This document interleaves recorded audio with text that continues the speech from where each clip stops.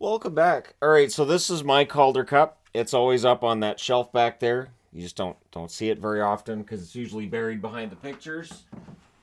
For the next few days, though, I'm gonna leave that right visible. So in videos, it'll be right front and center. I know people will be upset that Gary Bettman's picture will be hidden behind it, but what can I do?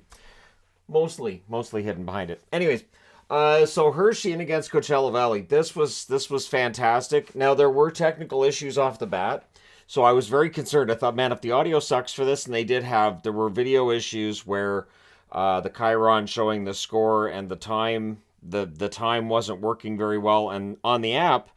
All of a sudden, it said the game was postponed, or not on the app. On the website, it said the game was postponed. I'm so used to watching NHL games and watching the NHL app. On this, I'm on the AHL website, and all of a sudden it said postponed, and I'm like, it's not. I'm watching it. It's not postponed. Anyways, I would imagine there was a lot of traffic because it was the only hockey on in North America, and it was free, right? So I watched the whole thing. I didn't pay for anything today.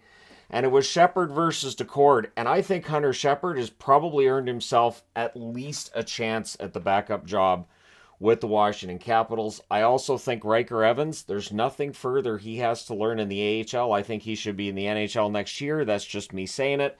We'll see whether or not Seattle agrees. So, good early back and forth in this one. Snively has a shot that's blocked. The rebound gets held. The Bears had the early jump in this one. Iorio has a shot that's held. DeCord then, looking pretty sharp early on. And both goalies were really good in this one. Petman has a shot that's blocked. I was impressed by Ville Petman as well. Firebirds press. Wright has a net drive chance that's held. True then had a rush chance that was saved. The fans call when the referee doesn't. There will definitely be some discussion, I would think, in the comments about the officiating in this game. So things get pushed on a hold by DeCord. The shots are 3 apiece, 3.5 minutes in. Froden has a blast that's kicked aside. Podorowski to Froden, near miss. And then Evans buries a rebound in front of the net. Through a screen as well. Podorowski and Froden with the assists at 4:41. So it's 1-0 in favor of Coachella Valley. This is a series where the team that scored first won the first 5 games. In Game 6, Hershey scored first and Coachella Valley won that game. Tonight it would be the opposite. So the team that scores first winning the game only applies until the very last game of the year. Second to last game of the year. And then home ice only applies until the very last game of the year. Bears look to respond. DeCord holds on during that. True's then denied. Shepard holds on there. The Bears are having turnover issues. Although reality, it was only a couple of Bears having turnover issues, but I'll leave it at that. Strong checking by the Firebirds.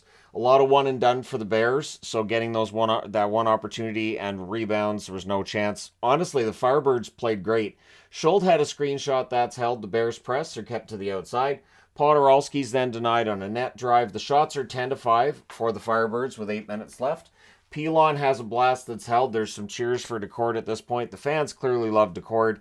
And I do, and I've said this a couple of times now, I think he's earned at least a look as the backup for Seattle next year.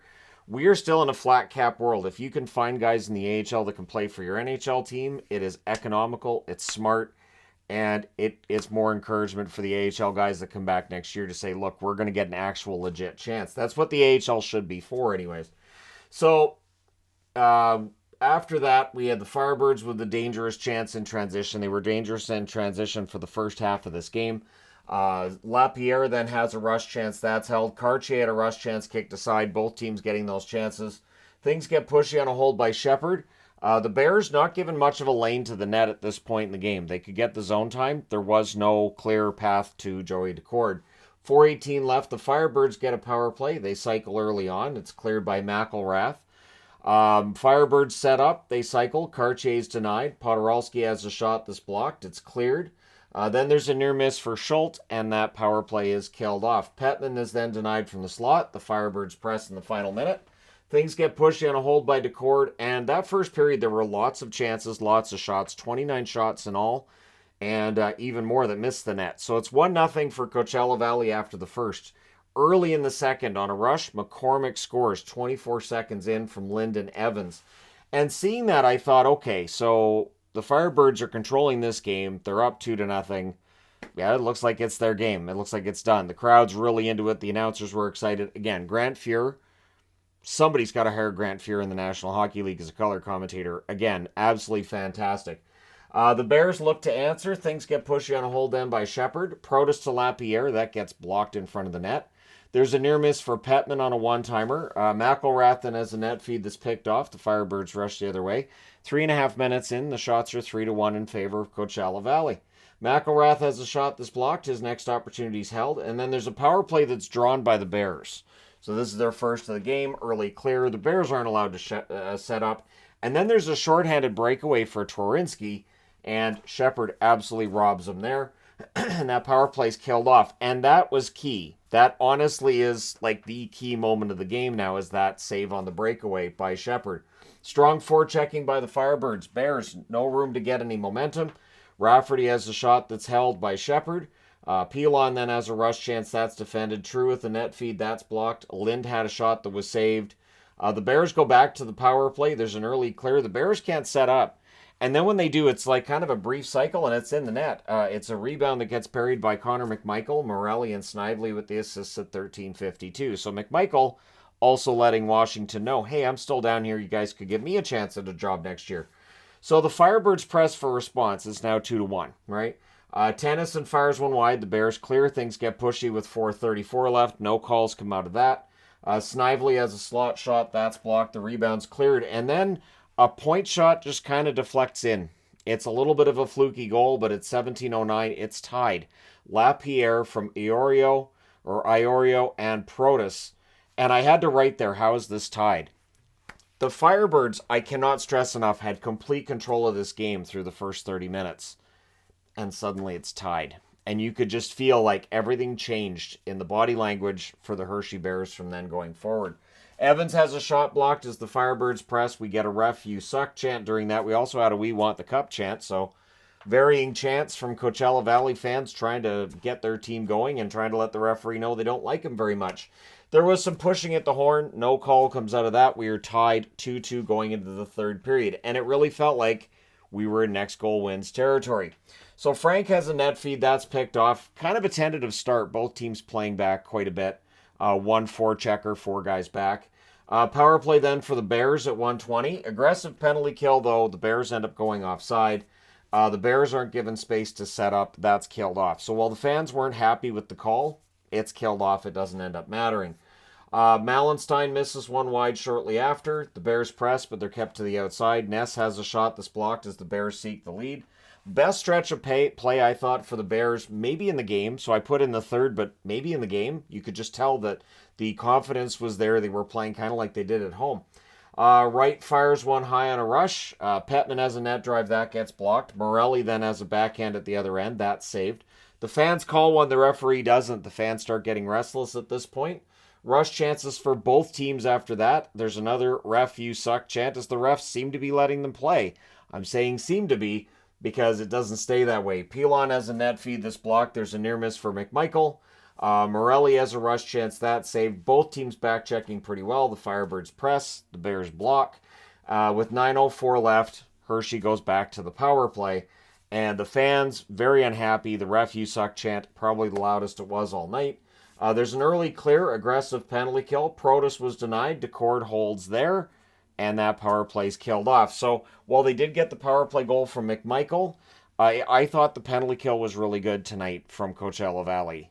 They do end up killing off 3 out of 4 rather than all 4, but I didn't think the penalty kill was the problem. So McMichael has a net feed. That gets picked off. The shots are 8-3 for the Bears with 4 minutes left. So they're playing a really good road period here. Things get pushy on a hold by Shepard.